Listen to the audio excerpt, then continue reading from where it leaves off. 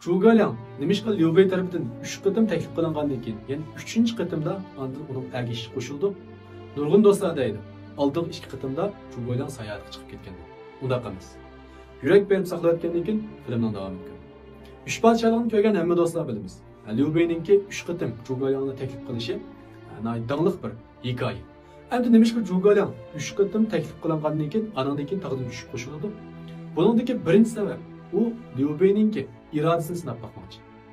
Nurg'un kishilar balkim birinchi qitim Zhuge'ni ko'rmagandan keyin yoki rad qilingandan keyin bel qo'yib o'tish mumkin.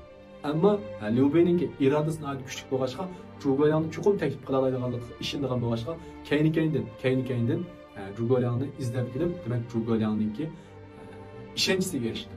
Dal Liu Bei'ninki shunday irodasini ko'rib, Zhuge uning qoyil bo'lib, uning ergashishni xohlaydi.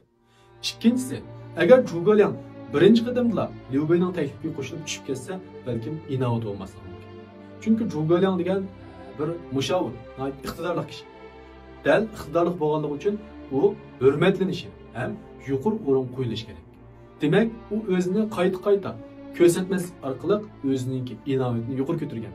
Nihoyatda obro'li holatda Liu Bei'ning oldiga chiqqanda, shuning bilan Liu Bei uni texim hurmatlab, nihoyatda yuqori o'rin qo'ygan.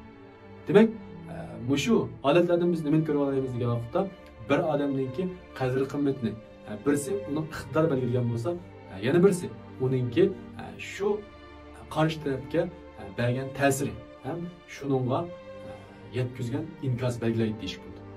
Agar siz bu gaplarga qo'shilsangiz, astlik inkos ayoniga 66 raqamini qoldirib qo'ying. Texnik ko'p jondoshlik oid mazmunlar qiziqsangiz, ayrim kanalga uchir qiling.